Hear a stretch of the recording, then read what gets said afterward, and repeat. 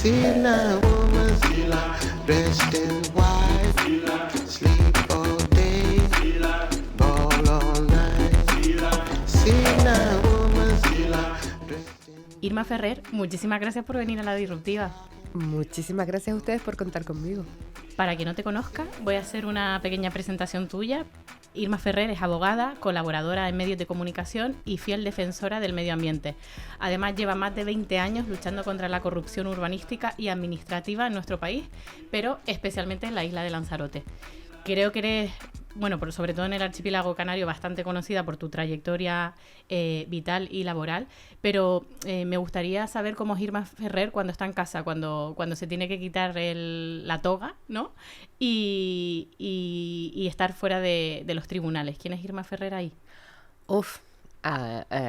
Esa es Irma Ferrer, la auténtica. Quiero decir que en mi casa yo estoy en mi zona de confort, de comodidad. Soy muy, muy, muy casera, muy, muy, muy casera. Me encanta la cocina y me encanta recibir en casa. Y hemos, para sobrevivir en una isla pequeña, luchando contra la corrupción, teniendo mucha gente imputada o los juzgados, hemos convertido nuestra casa en un lugar de seguridad. Entonces, a mí sí, yo puedo estar, cuando nos confinaron con el COVID, que todo el mundo decía, y yo decía, que me confinen 3 años, por favor, que yo no tengo ningún problema. A veces salgo a la calle obligatoriamente, pueden pasar semanas, porque además mi profesión me permite trabajar mucho tiempo en casa. He leído que en el 2003, con el secuestro de Cuadernos del Sureste, es cuando tú das el salto o te inicias en la... digamos, en la implicación más dedicada a luchar contra la corrupción y defender el medio ambiente y demás en Lanzarote. ¿Cómo fue aquel momento? ¿Quién te propone entrar a formar parte de Transparencia Urbanística o de Acción Cívica contra la Corrupción? Pues mira, yo terminé la carrera de Derecho y me fui a Lanzarote. Tenía muy claro que quería vivir en mi isla. Y fue un momento vital para mí muy duro, porque tuve que enfrentarme me casé con mi novio toda la vida, después me divorcié y tuve que enfrentarme a una ruptura con parte de lo que era mi historia hasta los 27 años, ¿no? Eso me dejó un poco en el aire, ¿no? ¿Sabes? Cuando rompes con una pareja, rompes con unas relaciones, rompes con lugares, rompes con vínculos, te quedas como la sensación de que te has tirado al abismo, ¿no? Y alguien me habían hablado de un grupo que se llama Ciudadanos por Arrecife, que era un colectivo de gente 20 años mayor que yo, en su mayoría, que trabajaba porque la ciudad de Arrecife, que es la capital de Lanzarote, tuviera arbolado, espacios verdes, la escala del ciudadano, tranvía, transporte, ese tipo de cosas. Lo que conocemos como viejos ecologistas. Los viejos ecologistas, literal, porque venían de César Manrique, eran los asesores de César Manrique, y venían del Guincho, que es una de las primeras asociaciones ecologistas de Lanzarote. Claro, cuando yo me enganché ahí, dije, bueno, en un momento de pérdida, de pérdida de identidad, de pérdida de referentes, me agarré a ese grupo, a ese de labor intelectual, a esa incluso profesión, cómo desarrollaba mi profesión de derecho, que cambió radicalmente mi ejercicio profesional. Y empezamos a trabajar en colectivos sociales, vinculados a la protección del medio ambiente y a la ciudad. Entre ellos estaba Cuadernos del Sureste, al que perteneció el que ahora es mi marido, el que en ese momento fue la persona a la que conocí y que dije, ¡guau! Yo con este señor me quedo el resto de mi vida. Pero claro, yo acababa de divorciarme, él estaba casado, él tenía 20 años más, era como un escándalo en una isla pequeña, esas cosas se ven muy mal, ¿no? Por lo menos en aquella época, y creo que todavía se ven así de mal. Así que empecé a contactar con ese grupo, empecé a trabajar con ellos, empecé a descubrir que efectivamente eso es lo que yo quería hacer con mi vida profesional, y el secuestro fue el que nos dio el paso de ir a la justicia. Bueno, cuéntanos brevemente, para quien no conozca este caso, muy brevemente, por qué secuestran la publicación y demás, porque ahí empieza ya a estar relacionado esto directamente con la corrupción también. Claro. Cuadernos del Sureste era una revista minoritaria, absolutamente minoritaria, que compraban 10. Eran unas revistas, pero en las que participaba gente de relevancia a nivel medioambiental en el país, ¿no? Desde Federico Aguilera Clean hasta Antonio Bercher, el fiscal de medio ambiente, gente con mucha, José Manuel Naredo, gente con mucho reconocimiento intelectual, ¿no? Pero claro, una revista que compraban 10, porque era una revista sesuda. El número 11 se dedicó a la corrupción y dentro de la corrupción se escribió un artículo que fue a través de un seudónimo que se llamaba Carlota Gutiérrez sobre un personaje en Lanzarote clave que era el secretario del Ayuntamiento de Arrecife, que además actuaba como abogado de todos los ayuntamientos de la isla, de 7 ayuntamientos de la isla, imagínense el conflicto de intereses, y además era el abogado de los grandes empresarios turísticos. Entonces ese artículo esboza quién era Felipe Fernández Camero. Felipe Fernández Camero cometió, yo desde mi punto de vista, un error grave, un error de cálculo grave, y decide secuestrar la revista. Curiosamente, su sobrino político era el fiscal jefe en ese momento de Lanzarote, y la revista se secuestra inaudita parte, es decir, sin darnos audiencia a los secuestrados, a los demandados. Uh-huh. El juez toma la decisión de secuestrar y nosotros nos enteramos porque tocan en el Consejo de Redacción, nos dicen las revistas. Y en 2003, vamos, que en 2003. Estábamos en plena democracia. En España eso había ocurrido con una de las revistas pertenecientes a ETA o vinculadas a ETA en el País Vasco. Imagínense el nivel de disparate, ¿no? Uh-huh. Pero claro, era el fiscal jefe de Lanzarote y era lo que nosotros llamamos la bisagra entre el poder político y el poder empresarial. Era Felipe Fernández Camero, gente reconocida.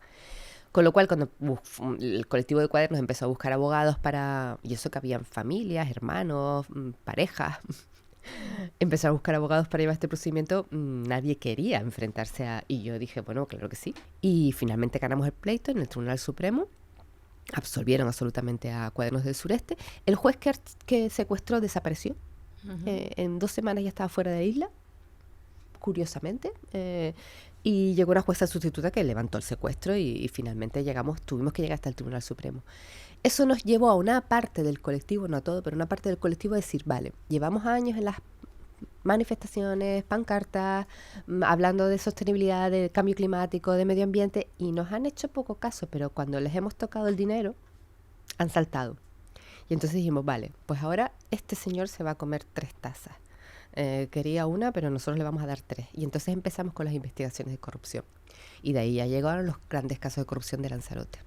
¿Qué te lleva a ti a mantenerte en primera línea? A decir, sí, voy a defender a esta gente y voy a dedicar mi vida a lo que considero que es justo.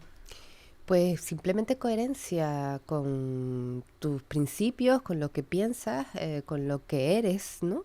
Y pretender vivir en tu vida personal con tus principios y tus creencias personales y ser coherente profesionalmente. Y siempre me parece más interesante vivir luchando por la utopía que vivir aceptando una distopía. Y tengo una profesión que nos permite hacer este tipo de cosas. O sea, la profesión de abogado está muy denostada, pero es una profesión en la que te permite ayudar a las personas de primera mano y te permite intentar cambiar el sistema o por lo menos pellizcar un poquito al sistema para que reaccione. Yo creo que no hay nada más satisfactorio que hacer con una carrera de Derecho que lo que yo he hecho y lo que hacen otros muchos abogados, o sea, los turnos de oficio, la defensa de los más desfavorecidos, la defensa de los valores fundamentales, la defensa de los derechos fundamentales como es el derecho a la libertad de expresión de Cuadernos del Sureste. No se me ocurre nada mejor en que ocupar mis años de estudio, mi conocimiento, la verdad, que la defensa del medio ambiente, que es el lugar donde habitamos y donde vivimos. ¿Cuál es el precio que se paga por ser una figura incómoda para los corruptos? Yo creo que al poder hay que incomodarlo. Creo que es una obligación ciudadana, incomodar al poder. Y asumir el precio que eso tiene, claro, esto te lo digo con broma y con risa, pero claro que tiene un precio personal porque te desprestigian, tiene un precio familiar porque persiguen a una familia en un sitio tan pequeño como Lanzarote, que todo el mundo se conoce, que mi familia es una familia conocida, pues mis padres, mis hermanos han sufrido las consecuencias, tiene un precio laboral porque evidentemente desaparece parte de tu trabajo, no vienen a contratarte, hombre, es más, la lucha contra la corrupción, o sea, las víctimas que somos objeto de la ira de los corruptos, tenemos un camino muy trazado y además no solo en Canarias, sino en toda España. Primero se ríen de ti, te ningunean, te ridiculizan, si además tienen medios de comunicación, como es el caso nuestro, tienen periódicos, tienen radios, tienen televisiones, pues usan sus medios de comunicación para ridiculizarte y reírse de ti y convertirte en un payaso. Después ya cuando los casos de corrupción van cogiendo cierta fuerza, entonces lo que hacen es directamente campañas de acoso y derribo. O sea, yo recuerdo una alcaldesa que finalmente salió condenada que llamó a mis clientes para decirles que si trabajaban conmigo no iban a obtener nada del Ayuntamiento de Arrecife. Después de la campaña de desprestigio y de ridiculación, la campaña de acoso y derribo, entonces viene la campaña de voy a comprarte. Porque todo el mundo tiene un precio y todo el mundo es objeto de compra. A veces dinero, a veces poder. La gente se vende por dinero, pero la gente se vende también por un cargo de poder. A veces es algo que quieres o que deseas o que necesitas, ¿no? Y ya cuando superas eso, entonces ya vas a comprar tribunales. La última fase que yo conozco de esta trayectoria. A nosotros nos han ofrecido sentarnos en la mesa del capo por retirar ciertas denuncias. Y cuando ya ven que no, pues entonces ya se ven en los tribunales, entonces ya van a instancias mayores, porque ya, pues a ver qué sala, a ver qué composición de tribunales y a ver a quién hay que comprar, ¿no? Ofrecer. Tanto, comprar no me refiero solo a dinero, me refiero también a poder, a los cargos de representación judicial se designan muchas veces por influencias políticas. Entonces, si tú eres magistrado y llevas un caso de corrupción y condenas a alguien, ten claro que muy alto no vas a llegar en tu carrera profesional. Entonces, ese es el camino que llevamos muchos los denunciantes de corrupción, por eso hay una directiva que protege a los denunciantes de corrupción. Porque lo cierto es que nosotros somos un caso excepcional, porque la gran mayoría de los denunciantes de corrupción cometen, digamos, un error, entre comillas, que es ir solos o ir en una lucha personal. Entonces te dejan ese trabajo, te dejan ese dinero, pierden su estabilidad emocional, pierden su familia, pierden incluso su vida, pierden su seguridad, actúan, y hay gente destrozada. Nosotros tenemos la suerte de que nuestro trabajo es un trabajo en equipo. Un trabajo de un equipo muy consolidado que ha resistido todo ese camino y que está muy cohesionado. Y que además nos tomamos estas cosas con mucho humor y mucha risa. Por eso digo que cuando se meten contigo, es posible que hay gente que dice no lo soporto, no puedo con esto, me hunden emocional y psicológicamente y familiarmente y económicamente y laboralmente. Pero nosotros hemos sobrevivido en equipo al final. El equipo es muy importante. El trabajo que Transparencia ha hecho es un trabajo de equipo. Trabajo del grupo de Transparencia Urbanística, de los que hemos quedado después de esta quema. Y nos hemos divertido mucho, nos hemos reído mucho. ¿Quema? Esta quema me refiero a esta persecución, ya está, porque hay gente que se ha quedado por el camino. ¿Y cuál es la situación más complicada en la que te has visto durante todos estos años? La situación más complicada en la que nos hemos visto fue cuando, desde mi punto de vista, cuando las causas de corrupción dieron resultado, empezó a entrar gente en los calabozos. Tuvimos más de 200 imputados en la isla de Lanzarote. Empezó a entrar la gente en la cárcel.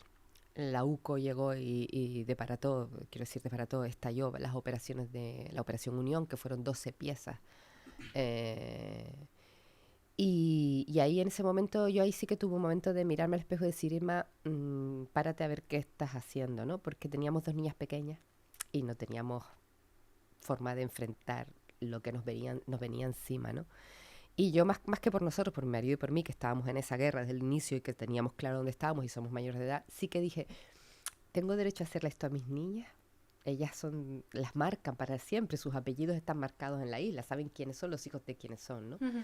Tengo derecho a hacerle esto a mis padres, que son personas de otra edad, otra generación, integradas en la sociedad, porque yo me aíslo de la sociedad y no me pasa nada, pero mis padres viven en el contexto, eran amigos de mis padres, amigos de mi madre, amigos de mi hermano, amigos míos, maridos, mujeres, primos de mis amigos de toda la vida. Entonces tú haces una ruptura y dices, vale, rompo con esta parte de la sociedad porque no es bueno para mí, ni es bueno para mi familia que yo esté ahí. Pero con las niñas sí que tuve el problema de decir, oye, son niñas y no sé si tengo yo el derecho a hacerle esto. La suerte es que mis hijas, las 2, han crecido en la mesa en mi casa. Cuando digo la mesa, quiero decir que se han sentado en las reuniones, han estado en las comidas, en esas comidas que yo te decía que a mí me gusta recibir, han escuchado, han conocido a gente de una talla intelectual muy grande en este país, que han pasado por casa, porque claro, es verdad que te resta, al mediocre te resta, evidentemente, eliminas a los mediocres de tu vida porque los mediocres están en ese chucu del poder, pero es verdad que ganas un montón de amistades de gente que es muy valiosa, que no confunde el precio con el valor. Y esas amistades y esa gente ha venido a casa, se ha sentado con nosotros y mis hijas han estado en la mesa. Entonces ahora tiene una 20 años y la otra 23 y son mujeres como la copa de un pino que saben perfectamente en qué sociedad viven, quién es este mundo, que saben defenderse. Mi marido cuando estuvimos me dijo siempre, no criamos princesas, Irma, criamos guerreras. Y esta trayectoria a ellas les ha hecho entender que el mundo no es un cuento de hadas ni de Disney. Bueno, vamos a cambiar ahora un poquillo de tercio y quiero volver a ti. Has estado involucrada en numerosos casos de urbanismo corrupto, especialmente en Lanzarote. ¿Por qué crees que el urbanismo es un terreno tan fértil para la corrupción? En este país el urbanismo y la contratación pública han sido los dos hongos que se han reproducido. ¿Por qué? Porque es donde está el dinero. Si hubiesen invertido en educación, a lo mejor la corrupción sería descolegio. Pero como lo que se ha invertido en este país es por una apuesta de un país de servicio, un país de servir. Alguien me decía el otro día, es que eres clasista cuando dices esto. Digo, no soy clasista, somos camareros, recepcionistas, taxistas, conductores de guagua, porque nos han convertido en un país del sector servicio. Sí, o sea, se dice así, si le quieren cambiar el nombre, yo cambio el nombre, pero es un país del sector servicio. Por tanto, donde está el dinero es donde está la corrupción. La corrupción se reproduce como hongos en lugares oscuros y húmedos. Es decir, en aquellos sitios en donde no llega la luz. Uh-huh. La contratación pública. Claro que es una rueda, ¿no? O sea, quiero decirte que eso implica también un adelgazamiento del Estado, es decir, los funcionarios públicos. Es que el Estado son los funcionarios públicos. Mira, lo más ahora, no sé qué cifra, es una cifra astronómica de funcionarios públicos que ha despedido. Uh-huh. Se ha adelgazado el Estado. Porque el Estado, ¿qué son? Edificios y funcionarios públicos. Funcionarios públicos con inamovilidad, objetividad, imparcialidad. En España los hemos barrido. No conozco un funcionario público decente que no haya sufrido una campaña de acoso. Apartado de su puesto de trabajo, ninguneado, sentado en una mesa, devalorizado, ignorado. Y hemos llenado las instituciones públicas del clientelismo. Personas designadas a dedo para hacer lo que hace el partido. Es más, es tan escandaloso que ahora cuando entra el PP pone a sus funcionarios y cuando entra el PSOE pone a sus funcionarios. ¿Por qué? Porque son los que han designado a dedo para hacer lo que el PP quiere y para hacer lo que el PSOE quiere y para firmar lo que tengamos que firmar. ¿Es el funcionario público una clave imprescindible en las tramas de corrupción? El primero. Si yo tengo un secretario en un ayuntamiento o un interventor que hace su trabajo, no hay corrupción en el ayuntamiento. De hecho, las causas de corrupción que nosotros tenemos, Yaiza, por ejemplo, el municipio de Yaiza, que empezó con el caso Yate, son 3 alcaldes en prisión, el secretario del ayuntamiento, el jefe de la oficina técnica, el interventor del ayuntamiento, es el que firma. Uh-huh. Entonces está la corrupción política, que achucha la corrupción funcionarial, adelgazando el Estado a través de designados a dedo, sin oposición, ni carrera, ni movilidad. O sea, los funcionarios habilitados es el oro en este país. A funcionarios habilitados, a aquellas personas que tienen los cargos de intervención, secretaría, de más altos cargos de la administración y que no me puedes mover. Pero les hace la vida imposible, los apartan. Política, partidismo. Me gusta distinguir el partidismo de la política, porque política lo hacemos todo. Política es, el arte de la política es absolutamente necesario para la humanidad, pero el partidismo es otra cosa, El partidismo es el sectarismo político. El sectarismo político. El Dios es el partido. Y todos los adeptos que están afiliados hacen lo que el partido diga porque es bueno para el partido. Pero mira, está en contra de tus intereses, sí, pero es bueno para el partido. Pero está en contra de tu programa, sí, pero es bueno para el partido. Estás haciendo lo contrario que prometiste, sí, pero es bueno para el partido. Para el partido mantenerse en el poder. Pero esta maquinaria partidista requiere alimentación, que es la empresarial, la corrupción empresarial. ¿Y en España cuál? La corrupción empresarial del urbanismo y del turismo, que son los que han alimentado el partido. Sedes, cargos, sobritos, comisiones, secretarios, personal. El partido es una maquinaria enorme. En todo pueblito hay una sede y una oficina ¿Cómo se alimenta eso? ¿Con las cuotas de los afiliados? ¡Ja! Con el dinero que sacan de las instituciones públicas, a través de la contratación pública. En las industrias que dan de comer en España, que son el turismo y la construcción. Necesariamente los funcionarios públicos, y cuando todo eso está funcionando, hay otra parte de la corrupción que es la más opaca, la más oscura, donde los hongos están más reproducidos, que es la judicial. Y esa rueda es el sistema en España. A mí me dicen, no, luchas contra el sistema está corrupto. Digo, no, la corrupción es el sistema, que es diferente. ¿Podemos decir entonces que el partido es el inicio de todo? O sea, que porque según lo que tú propones, es que cuando alguien entra a un partido se le anula el pensamiento crítico, ¿no? Y empieza Sí, así, literal. A sentir literal. y a aceptar todo lo que en aras del beneficio de esa organización que al final tiene muchos tentáculos, ¿no? Por lo que me estás explicando. Se convierten en expertos en genuflexión.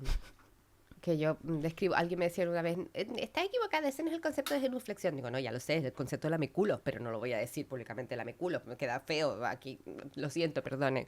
Pero esta historia de agacharte y lamer lo que tienes delante, y además entregado, ¿sabes? Con gusto, con vicio. Si tú estás en un partido político y no obedeces las instrucciones y sigues el calendito que te trazan, no tienes ninguna posibilidad de ascender. Entras en una lista porque has practicado la genuflexión muchas veces y has lamido lo que te han puesto delante sin cuestionártelo, porque si te lo cuestionas y dices, oye, pues no, a lo mejor aquí, fuera, ya no es de fiar. De hecho, ¿qué pasa con las listas? Que están plagadas de inútiles. El que con su carrera es la política, solo la política, nada más que la política, no ha trabajado, no se ha buscado la vida, no se... Eso es otro... Esas son las listas de los partidos políticos. Adeptos, afines. Que esa es otra característica particular de España, porque si tú ves otros países, normalmente una persona que se presenta a un cargo político tiene su propia profesión, ¿no? Que es médico, es abogado, es lo que sea. No solo eso, sino que se premia el conocimiento. Se premia. Pero aquí no, aquí hay gente que es político, sin más. En este país adoramos al canchanchan de turno, pero lo adoramos. Y sin embargo, en este país tenemos mentes brillantes a las que la gente ni conoce. Ya. O sea, y ahí entro en los medios de comunicación. O sea, ¿por qué tenemos que aguantar a un indocumentado en las tertulias, en los por favor, si en este país hay gente valiosísima, pero promocionamos la incultura, promocionamos la ignorancia. Y así nos va. En el 2019 recibes el premio Hay Derecho por tu labor, ¿no? Y renuncias a él en parte debido a que la misma organización que te otorga a ti el premio el año anterior había premiado a Macarena Olona. Por otro lado, te he visto en alguna de tus entrevistas reivindicar la necesidad de nuestro país de una derecha culta, de una derecha madura, sabia, formada. ¿Crees que el PP se está equivocando de lleno acercándose a la extrema derecha? Sí, yo incluso en la derecha hace muchos años que incluía al PSOE. O sea, he oído recientemente, creo que en Wyoming, decir que en este país eres de izquierda si pretendes que todo el mundo tenga derecho a una educación y a una sanidad y a una vivienda digna, que son los derechos fundamentales. Para mí el PSOE es derecha, ya, ¿sabes? Estamos tan derechizados que creemos que la derecha es centro, pero no. No.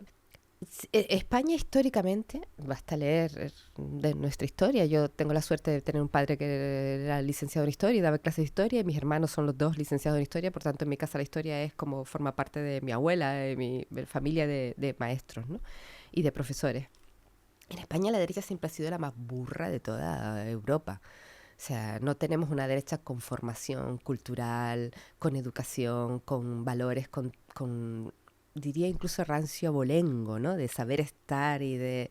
hemos pasado por por unos reyes, por unos monarcas de los Borbones que dices tú, bueno, vamos a ver, ladrones, puteros y borrachos, ¿no? Históricamente nos han robado a mansalva, ¿no? Desde Cristina hasta pasando por Fernando VII.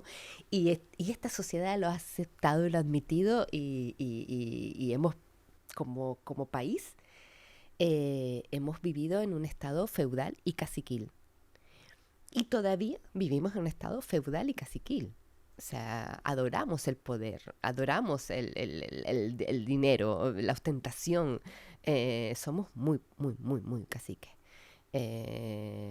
Somos muy serviles como ciudadanos, me temo. Forma parte de ese retraso que lleva España con respecto al resto de Europa, ¿no? Que pasamos de la pobreza más absoluta, de pasar hambre y sed, a de repente con esto del turismo tener, como decía mi abuela, pasamos del arado, del camello al Mercedes. Pero en esa transición no hay formación, educación, conocimiento, sino todo lo contrario, ¿no? Deseo de tener, deseo de poseer, deseo de ser, deseo de tener. Y eso no fundamenta ni complementa a ciudadanos libres, conscientes, responsables con sus derechos y también con sus obligaciones. Y en la democracia, desde mi punto de vista, hemos perdido la batalla de la democracia, de una democracia plena y llena, desde el momento en que nos hemos convertido en ciudadanos que votan cada 4 años. nos tragamos toda la mierda del partidismo, que es muy grande, la mierda del partidismo, la base de la corrupción están los partidos políticos, que son sectas, realmente sectas. El partido es el nuevo Dios y los adeptos son los afiliados que se creen todo lo que dicen y que promocionan gente inculta, ya te digo, indigentes intelectuales. O sea, que tenemos alcaldes que no saben leer y escribir, tenemos presidentes del cabildo que no saben poner puntos ni comas, tenemos consejeros y esa gente está administrando dinero y la ciudadanía los adora, los busca, los quiere en la búsqueda de un carguito, un puestito, la obra de mi casa que me permita hacer esto. Como pueblo todavía tenemos mucho que avanzar en democracia, en participación, en conocimiento, en fundamentar, en criticar, en tener una capacidad crítica de cuestionarnos las cosas y en participar en la acción pública. Porque convertimos la democracia en votar cada 4 años y nos hemos olvidado en lo que es la participación ciudadana. Puedo hacer política siendo ciudadana. Lo que no quiero hacer, lo tengo clarísimo, es partido político, pero políticas puedo hacer. La derecha ha caído en eso y la izquierda es de luchas intestinas que da hasta miedo. O sea, si tú vamos a ver a cuántos de los 7 partidos que representan a la izquierda voy a votar, porque esos personalismos, esos egos tan grandes destrozan a la izquierda, pero es que la derecha es que dices tú, Dios mío, no puede ser. No puede ser que alguien haya seguido este país, mayoritariamente a un señor como Aznar, que ha destrozado el país, o a un señor como Mariano Rajoy, ¿no? El alcalde, lo que por eso dices tú, pero por favor. El señor M. Rajoy nadie sabía quién era. O sea, es que nos toman por tontos y actuamos muchas veces como un pueblo muy ignorante. Lo somos. De la ignorancia ciudadana, la extrema derecha hace mayorías absolutas. No en vano, quien está votando a la extrema derecha son los barrios más desfavorecidos, la gente que tiene más necesidad. Más necesidad de alimento intelectual, además de alimento, hambre, comida, casa, vivienda y derechos fundamentales. Y además, nuestro sistema educativo sigue siendo de 1900, cuando estamos en el 2024, si a los niños les das vídeo y con los vídeos se quedan, porque así ya no me dan la lata en clase, estamos convirtiendo una sociedad que va de cabeza a votar a la extrema derecha. Va de cabeza a los extrarradios de la ciudad, a vivir con poco, a vivir en pobreza, a vivir buscándote la vida, que eso lleva una frustración lógica, que dices tú, oye, no te voy a votar PSOE ni te voy a votar izquierda porque yo estoy pasando necesidad y no me des una paguita de 400 euros porque esa paguita es pan para hoy y hambre para mañana. Y entonces, claro que los albices o los locos como, ¿cómo se llama este de Vox? Ni recuerdo. Abascal, claro que ahí pescan votos sin parar. Es que yo me he visto en conversaciones... Alimenta a la extrema derecha la ignorancia. De tener que desmentir mentiras que lanza esta gente. Claro. Y lo repiten, y para mucha gente se acaba convirtiendo en verdad. Y es increíble. No sé lo que... La educación. La educación. Y es lo primero que este país abandonó. La educación. Invirtió en transporte. Eso sí, tenemos una red de trenes... ¿Qué te cambas? Y unas carreteras, ¿qué te cambas? Y unos hoteles de 5 estrellas, ¿qué te cambas? Pero los colegios hacinados, infradotados. Estamos en un momento tremendamente delicado para la humanidad. Yo creo que único en la historia del ser humano. Porque es verdad que hemos pasado otras crisis económicas, sociales, incluso políticas. Esta crisis del capitalismo que nos está arrastrando a todos. A ver, que tenemos a Trump gobernando el imperio. O sea, no sé cómo puedo decir que somos unos catetos. Es surrealista, la verdad. Es surrealista, un señor que se puede decir de Trump, ¿no? Tenemos a la cúspide empresarial del imperio gobernando el planeta, haciéndose ricos a mansalva y arruinándonos a todos. Y atentando contra los derechos sociales. Y todavía hay quien dice que son la salvación. Perdona, espérate 4 añitos para saber cómo nos van a dejar. En bragas nos van a dejar. La ciudadanía tiene que estar haciendo su labor de ciudadanos, formados, libres y activos, y en la calle y reivindicando, y documentando y fundamentando y opinando. Y teniendo opinión sobre nuestros planes urbanísticos, teniendo opinión sobre nuestro medio ambiente, teniendo opinión sobre las políticas de servicios públicos, teniendo opinión y exigiendo. Y solo desde la ciudadanía empoderada, actuando en una rebelión activa, estamos en un momento tremendo para la humanidad. Tenemos una crisis climática que es producida directamente por la acción del hombre, por nuestro consumismo, por nuestro estilo de vida. Y nadie está dispuesto a cambiar el estilo de vida, pero el planeta se agota. No solo se agota, sino que además lo tenemos contaminado. Tenemos contaminado el aire, tenemos contaminado el agua, tenemos contaminado el suelo. Y vivimos, somos parte de la naturaleza. Nos hemos creído que los seres humanos estamos por encima de la naturaleza, que no formamos parte de la naturaleza y resulta que dependemos de la naturaleza. No dependemos de la tarjeta de crédito, sino dependemos del aire, del agua y de la tierra. Y hemos contaminado el aire, el agua y la tierra. Y nuestro estilo de vida está agotando los recursos naturales. Entonces tenemos una crisis climática, una crisis del capitalismo, una crisis social gravísima, una crisis de valores y de identidad y de ética gravísima. Y estamos en un archipiélago en mitad del océano Atlántico, que vamos a vivir probablemente temperaturas incompatibles con la vida humana. Pero seguimos apostando porque nuestros indigentes intelectuales que están en el gobierno no quieren cambiar, porque se nutren de la industria turística, una industria turística que es la industria más contaminante del planeta, porque incluye la industria de la construcción y la industria del transporte. Es decir, no tenemos futuro, tenemos un déficit de futuro. Y lo que estamos haciendo es seguir promocionando la industria turística y ahora en nuestras ciudades, en nuestros pueblos y ahora en nuestros parques naturales. Pues señores, somos una panda de ignorantes. No, ya me gustaría describirme de otra manera. Describirnos. Es que no sé en qué momento nos hemos pensado que un sistema económico que se basa, su mantra es el crecimiento infinito, casa o puede convivir con la supervivencia de la especie en la Tierra, porque no, o sea, es decir... Lo hemos pensado porque tenemos la suerte de vivir en el primer mundo y en un lugar privilegiado. Si viviéramos sin agua, sin abrir un grifo y salir agua, sin ropa, sin trabajo y sin techo, y sin comida, si cada día tuviésemos que levantarnos para ver qué comemos y qué bebemos, seríamos muy conscientes de que el planeta es limitado, tiene recursos limitados. Absolutamente limitado y se agota. Pero como estamos en la burbuja del primer mundo privilegiado, no nos damos cuenta de que alrededor ya está pasando, ya hay gente muriendo por el cambio climático. Y es nuestro estilo de vida y no estamos dispuestos a cambiar nuestro estilo de vida. ¿Quién está dispuesto a tener menos? ¿Quién está dispuesto a gastar menos? ¿Quién está dispuesto a consumir menos? Sin embargo, al mismo tiempo, esta era del consumismo y del hipercapitalismo y del capitalismo salvaje que estamos viviendo nos está destrozando como seres humanos, porque somos la comunidad con más problemas de suicidio, más problemas de enfermedades mentales, más nivel de insatisfacción. Yo muchas veces le pregunto a la gente, sí, tienes 3 coches, 2 yates, 5 casas, te vas de vacaciones, ¿y tu felicidad dónde está? Nuestro nivel de vida, el planeta no se lo puede permitir. Estamos destrozando el planeta por conciertos, estamos destrozando el planeta por deporte, estamos destrozando el planeta porque es más divertido hacer un acto en un parque natural que en un lugar ya antroponizado. Estamos destrozando el planeta por comprar más, por tener más, por vestirnos más. Estamos destrozando el planeta por la frivolidad.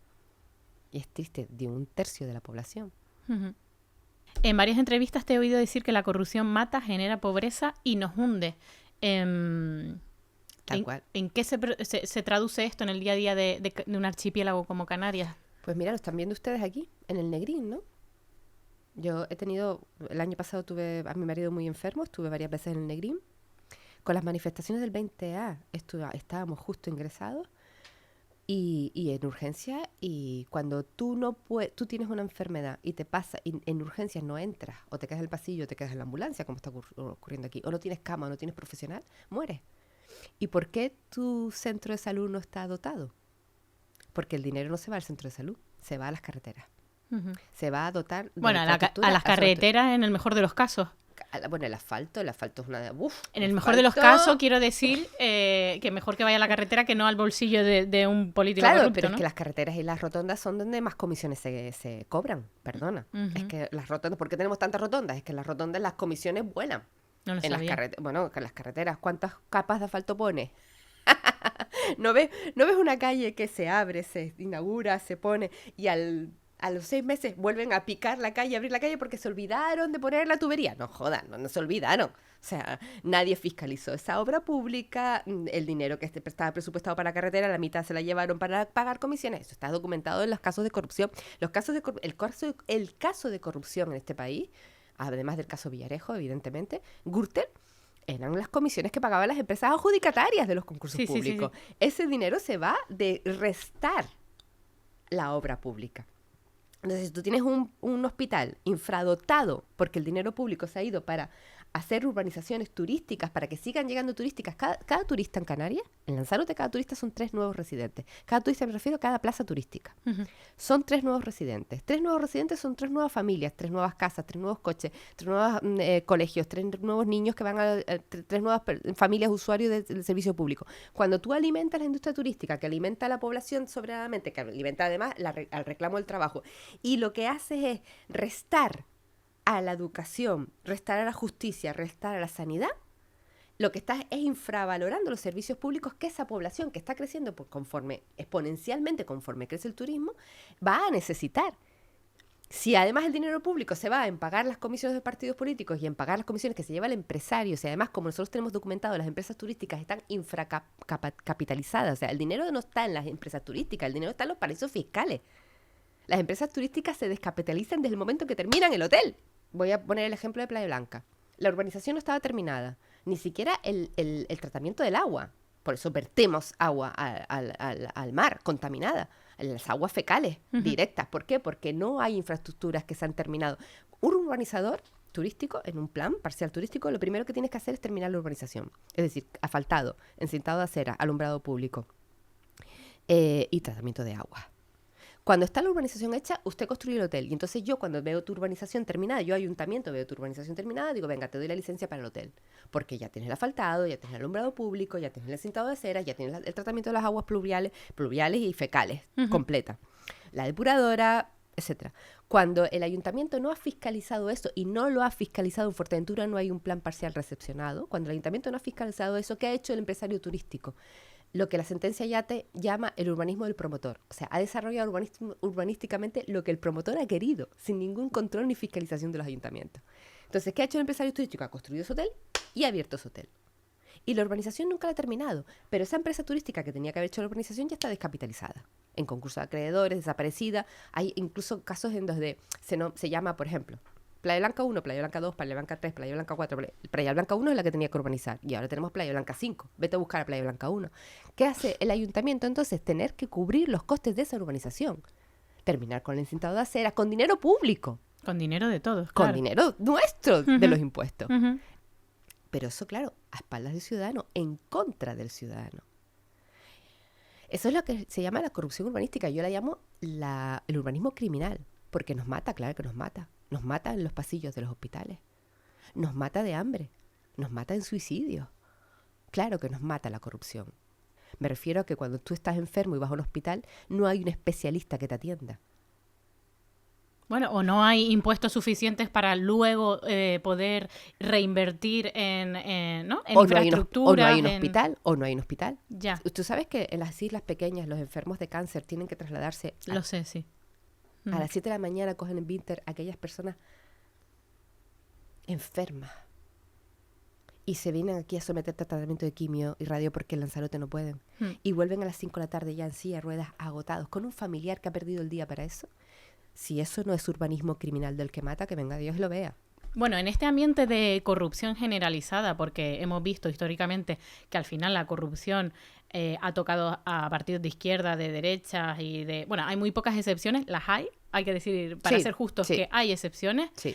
No todos son iguales, pero sí que parece que últimamente... Los que desaparecen en 4 años. Pero parece que últimamente reina este discurso de todos son iguales, entre la ciudadanía y tal. ¿Crees que esto es peligroso? O sea, que se caiga, ¿no?, en simplificar y decir, no, es que como todos son iguales, como que reine un sentimiento de desafección entre la ciudadanía. ¿Esto le puede interesar a alguien? ¿Qué puede suscitar este sentimiento? Claro. El todos son iguales, el de este sistema no funciona, es el discurso de la extrema derecha. El de yo soy El Salvador, yo vengo aquí, yo voy a cambiar esto y los bolsillos llenos, ¿no? Por eso yo insisto en más democracia. Más democracia y desde luego más ciudadanía consciente, implicada, activa, reivindicativa. Yo entiendo ese discurso de desánimo, claro que lo entiendo. Lo que pasa es que es como lo del cambio climático. No me gusta verlo porque es muy duro. Vale, no te gustará verlo, pero viene. Entonces prepárate Conócelo, estúdialo. A mí hay cosas que están sucediendo ahora que digo, bueno, lo tenía previsto, lo tenía pensado y lo imaginaba desde hace mucho tiempo. Pero es que hay gente que lo niega directamente, como estos elementos de los que estamos hablando. Mira, un ejemplo de que la No corrupción, existe. un ejemplo de que la corrupción mata, es lo que ha ocurrido en Valencia, más de 200 muertos. Qué barbaridad. Sí, Pero es que esa es la ese- corrupción urbanística. Ya. O sea, donde construyeron, donde les permitieron construir en los cauces de los barrancos, encima de los barrancos. ¿Qué obra de infraestructura hicieron? La obra de infraestructura era realmente para encauzar el río en la ciudad de Valencia, pero se olvidaron de toda la zona aledaña, que es zona inundable. ¿Por qué hemos construido zona inundable? Y después, ¿por qué en Valencia? Yo tengo mucho contacto con Valencia porque formo parte de Acción Cívica contra la Corrupción y formo parte del Consejo de Participación Ciudadana de la Agencia Valenciana Antifraude. La Agencia Valenciana Antifraude la han desmontado, que es la agencia que vigilaba y constataba que el dinero público se invirtiera realmente donde tenía que invertirlo y que no se fuera a los cauces de la corrupción. La han desmontado, han puesto un cargo político y han La han designado... desmontado, por cierto, entre PP y Vox. Claro, al mismo tiempo que desmontaban la agencia de emergencia. Entonces, si tú tienes una extrema derecha gobernando que no cree en el cambio climático, la ciudadanía va a morir como consecuencia del cambio climático. Porque una de las cosas que tiene el cambio climático es que va a ir a más. Mientras sigamos contaminando, mientras sigamos emitiendo, como estamos emitiendo CO2 a la atmósfera, mientras siga el calentamiento del planeta, mientras sigamos consumiendo como estamos consumiendo y por tanto agotando las materias primas del planeta, mientras sigamos en la sexta extinción de las especies, porque estamos en la sexta extinción de las especies por obra del ser humano, mientras no estemos dispuestos a cambiar nuestro sistema económico, que es el capitalismo, el planeta va a seguir respondiendo a las agresiones que le estamos dando. El problema no es el cambio climático es la consecuencia del capitalismo. El problema es nuestro sistema de vida. El sistema de vida, insisto, de 1/3 del planeta, de los países privilegiados y de los continentes privilegiados. ¿Qué está pasando en Canarias ahora mismo? Que Canarias está en 1980. Lanzarote en 1991 hizo un plan insular que acogió el concepto de desarrollo sostenible. El concepto de desarrollo sostenible estaba muy bien en 1980. Estaba muy bien en 1991, pero no válido para 2025, porque ya hemos superado la capacidad de carga de todas las islas.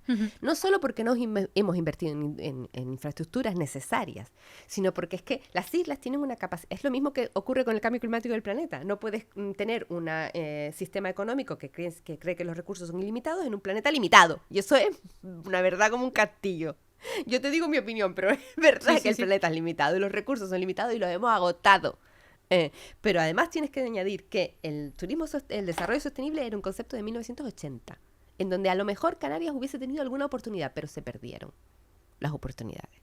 El poder político se conchavó con el poder económico y con los funcionarios que no son funcionarios, sino personas metidas a dedo, y convirtieron el desarrollo turístico y urbanístico en un sistema corrupto, en urbanismo criminal. Entonces, toda nuestra capacidad de carga de las islas está ya sobrepasada. Por tanto, no podemos hablar de desarrollo sostenible cuando tenemos nuestra capacidad sobrepasada hace 40 años. Y porque además la realidad es otra muy diferente de 1980. Ahora tenemos un problema mucho mayor, que es que el planeta se muere como consecuencia de nuestra basura, de la basura que generamos. Hemos colapsado la basura en el mar, hemos colapsado la basura en el aire, hemos colapsado la basura en el suelo. Hemos contaminado los suelos, hemos contaminado el aire y hemos contaminado el mar. Bueno, los microplásticos ya los tenemos dentro. Los microplásticos los tenemos nosotros dentro porque nos comemos las aves o los pájaros o los peces que el plástico está en el mar. Entonces, ¿qué desarrollo sostenible en un archipiélago que está sobrepasado? Que tenemos, porque dice, no, ley de residencia, no mientras haya trabajo turístico va a haber migrantes, mírenlos, cruzan el océano Atlántico a costa de morir para venir a trabajar aquí. ¿Quién va a parar eso? ¿La Armada? ¿Un muro? ¿Concertina? Eso no lo va a parar nadie. Nadie. Las mujeres están dejando a sus niños en las pateras, en manos de aquella cara que les parece más familiar o más buena persona, para que ese hijo tenga futuro. No sé si yo soy madre, no sé si hemos perdido la empatía de entender la necesidad tan grande que tiene esa persona, la desesperación tan grande que puede ser esa mujer, para coger a su hijo, que quiere igual que queremos los blancos. Los negros quieren a sus hijos tanto como los blancos queremos a nuestros hijos. Igual, porque son seres humanos. y cogen a sus hijos y los ponen en una patera donde saben perfectamente que hay muchas posibilidades de que no sobrevivan y los entregan a la persona que les parece de su tribu conocida o que simplemente, como me han contado a mí, me pareció la cara más amable para que su hijo salte y tenga una posibilidad de vivir. ¿Ustedes creen que vamos a parar eso de alguna manera? No lo vamos a parar mientras sigamos produciendo con una industria que da trabajo y que la gente viene a trabajar y a buscarse la vida legítimamente con todo el derecho del mundo, lo haríamos todos. Pero es la industria turística lo que hay que parar. Hay que no solo parar las camas, sino desclasificar las camas de uso turístico, desclasificar el suelo urbanizable, empezar a pagar por desclasificar camas, usar el dinero público no para Promotur, no para los stands de Fitur y empezar a usar el dinero público para pagar indemnizaciones para desclasificar camas y eliminar camas del mercado. Es la única posibilidad. También tenemos que desocupar las costas, porque tenemos nuestras infraestructuras vitales en las costas y la marea va a subir. Ya le puedes poner diques, muros, lo que inventes. La marea va a arrasar y va a arrasar por las desaladoras, va a arrasar por las depuradoras, va a arrasar por las centrales térmicas, va a arrasar por las infraestructuras como los aeropuertos y no nos estamos preparando para eso. Nos estamos preparando para seguir aceptando turistas y además como de verdad, como puros catetos. Dinero público por la basura. Dinero público para la extinción de la especie humana. Y eso es lo que estamos haciendo, pagando para extinguirnos. A lo mejor es que nos merecemos la extinción masivamente. A lo mejor es que somos el puto virus del planeta. Porque el planeta va a sobrevivir. Yo creo que sí. Yo creo que sí. Pero Homo sapien, ¿dónde está el sapien? Vamos a ver. Yo el homo lo veo, el sapien todavía no lo he podido descubrir. Yo creo que el problema todavía es que no somos conscientes que el planeta va a seguir sin nosotros. Que nosotros dependemos de la naturaleza, no ella de nosotros. Educación. Y estamos empezando a sufrir. Yo entiendo que la gente salga a la calle y se manifieste, pero cuidado, con conceptos de 1980 no. Diciendo, no, nosotros no estamos en contra del turismo. Sí, yo sí estoy en contra del turismo, pero no en Canarias, a nivel nacional, a nivel mundial. Sí estamos en contra del turismo y sí tenemos que decrecer en cuanto al consumo, en cuanto a... ¿sabes? El 60% de las emisiones son decisiones individuales. La decisión de voy a comprarme el quinto pantalón o voy a utilizar inteligencia artificial. ¿Sabes el agua que se consume con inteligencia artificial? Las próximas guerras, ahora son las guerras del petróleo. Las próximas guerras de la humanidad se dan por el agua. Y estamos utilizando el agua en hacer dibujitos o pantallitas. De verdad, la frivolidad nos está llevando, nos está empujando por el abismo. No es que estamos llegando al abismo ya lo tenemos delante, es que nos está empujando. Bueno, respecto a la justicia, ¿tú crees que el sistema judicial reparte justicia a los políticos corruptos? Porque yo creo que también hay una sensación generalizada de que, y compartida con mucha gente, de que no hay castigos ejemplares cuando se descubre, ¿no?, un caso de corrupción, porque los vemos, muchas veces no devuelven el dinero, condenas ridículas y a los 4 días están en la calle. Tenemos un sistema judicial que es el reflejo de nuestro sistema económico, o sea, un sistema judicial que castiga con mucha dureza el ataque a la propiedad privada. Yo siempre lo cuento, si tú entras en una casa, que es una desgracia que te entren en tu casa y te roban con escalo, con fuerza, si rompan una pared o si rompan una puerta, o si te hacen un tirón de un bolso y un robo con fuerza o con violencia, se castiga de 2 a 5 años. Que es una desgracia que a una persona entre en su casa, le roben, yo lo entiendo, claro que sí, pero que un cargo público designado para defender el interés general entre en una institución pública con poder y coja el dinero público a mansalva, porque no son los que te roban 4, 5, 6 mil, 2 mil, 3 mil o las joyas de tu abuela. No, estos cogen millones de euros y los invierten en la financiación del partido político, en la financiación de su propio bolsillo, como está descrito en las casas de corrupción, y en infraestructuras innecesarias para el bien común, que es el que están llamados a defender. Eso, conseguir que un caso de corrupción llegue hasta el final es un mérito. Conseguir que haya una condena es doble mérito. Conseguir que además esa condena después se cumpla o se ejecute ya es el triple salto mortal. El ejemplo son los hoteles ilegales que están en Lanzarote, 44 establecimientos turísticos ilegales en la sentencia Yate y no hay un solo hotel en el suelo, una sola demolición. O el ejemplo son los cargos políticos condenados que tienen indultos, bueno, ya los indultos menos mal no se ve, pero bueno, que cumplen penas irrisorias, salen a la calle, se les baja la pena. El Tribunal Supremo está estudiado que siempre baja la pena en los casos de corrupción y son realmente les sale rentable. Robar sale rentable en este país. Conozco un juez de instrucción. Los jueces de instrucción son la escala más baja de los órganos judiciales, que un juez de instrucción que me decía el otro día, Irma, estoy harto de mi profesión porque nos hemos convertido en trituradoras de carne pobre. Y en la cúspide del aparato judicial están los designados políticamente. Pues como dice el PP, manejamos la sala segunda del Tribunal Supremo por detrás. O tenemos, como dice el presidente del gobierno ahora mismo, no quiero quedarme solo en el PP, como dice Pedro Sánchez, la fiscalía es nuestra. Pues claro que tenemos una justicia que defiende al poderoso. ¿Cuánto nos supone para los bolsillos de los españoles la corrupción? Pues mira, esto es muy interesante, es una pregunta muy interesante porque los cálculos, no hay una baremo claro, ¿no? Hay diferentes estudios. Fernando Jiménez, un amigo nuestro que es profesor de Ciencias Políticas en Murcia, los últimos cálculos son 90.000 euros, a veces 60.000, otras veces hablan de 40.000, pero claro, ahí hay una trampa, claro. Pero eso por persona. No, en el 90.000 euros decía, 90 millones de euros, 60 millones de euros.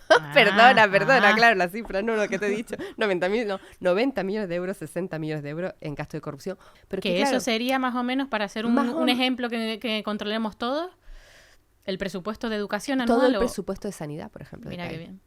Uh-huh. ¿Vale? Cuando yo digo que la corrupción mata, el coste de la corrupción es muy tramposo, esos cálculos, porque se hacen contando el PIB, el Producto Interior Bruto. Por ejemplo, si yo me paro en esos atascos de Santa Cruz y estoy consumiendo petróleo y contaminando el aire, el PIB sube, porque compro más petróleo y por tanto gasto más petróleo, y entiendo que si gasto más petróleo... La industria no, el consumo de droga sube el PIB en este país, porque la prostitución sube el PIB en este país. El PIB no contabiliza ni el daño ambiental, ni el daño social. Por tanto, el PIB para mí no es un concepto que sirva, ya lo dijo Naredo hace mucho tiempo, no es un concepto que pueda medir. Es un concepto estrictamente monetario. Bueno, estrictamente monetario que no puede medir realmente. Y además en la corrupción hay un daño además que es incalculable, que es el daño en la credibilidad de las instituciones públicas. Incalculable, pero que tiene un efecto, que es la extrema derecha. Cuando tú desprestigias instituciones públicas, no solo tu contratación, las empresas serias, Europa dice, vamos a contratar en España, si aquello solo se resuelve con sobre. Yo he tenido empresarios en mis casos de corrupción que me han dicho, Irma, he pagado comisiones porque se hundía mi empresa. No tenía otra opción. O pagaba la comisión o mi empresa y mis trabajadores iban a la calle. Extorsionados.